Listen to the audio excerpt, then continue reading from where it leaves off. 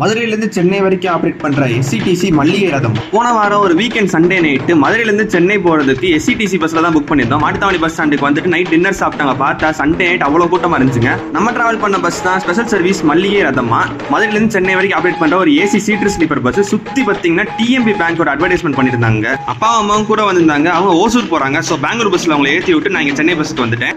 Prakash build bus தான். இந்த over night ஜேர்னிக்கு நான் சூஸ் பண்ணது ஒரு ஏசி சீட் இருந்தாங்க. ஃப்ரண்ட்ல ஒரு சிங்கிள் சீட் புக் பண்ணிருந்தேன். சீட்ல இருக்க அம்யூனிட்டிஸ் எல்லாமே கரெக்டா இருந்துச்சு. எக்ஸப்ட் சார்ஜிங் பாயிண்ட் எந்த சீட்லயுமே ஒர்க் ஆகல. இன்னொரு பெரிய டிஸ்அட்வான்டேஜ் என்னன்னு பாத்தீங்கன்னா வெளில ஸ்டிக்கர் ஒட்டி இருக்கனால உள்ள பூரா கருப்பா தாங்க இருந்துச்சு. வெளில எதுவுமே பார்க்கவே முடியல. ஷார்ப்பா நைட் 8:30க்கு பஸ் வெளிய எடுத்தாங்க மாட்டுத்தாவணி பஸ் ஸ்டாண்ட்ல இருந்து. வண்டி மூவ் ஆகுது. நமக்கு லைட் லைட்டா தான் தெரியும். வெளியே ஃபுல்லா ஸ்டிக்கராவே தான் இருக்கு. 10:30 மணிக்கு தூரக்குறிச்சி தாண்டி ஒரு ரெஸ்ட் ஸ்டாப்ல நிப்பாட்டி இருந்தாங்க. அங்க நம்ம புது எஸ்சிடிசி பச்சை கலர்ல விட்டுருந்தாங்க. அந்த பஸ் எல்லாம் பார்த்தோம். அதுக்கப்புறம் உள்ள வந்து செட்டில் ஆனதாங்க. தூங்கிட்டேன். காலைல கொஞ்சமா விடிஞ்சதுல வெளிச்சம் தான் தெரிஞ்சு. செங்கல்பட்டு தாண்டத மேப் பார்த்து தான் கண்டுபிடிச்சேன். காலைல 6 மணிக்கு வண்டலூர்ல இறங்கி அங்க ஒரு எம்டிசி பஸ் மாதிரி காலேஜ் கிளம்பிட்டேங்க. சேனல் புதுசாக சப்ஸ்கிரைப் பண்ணிக்கோங்க. நன்றி.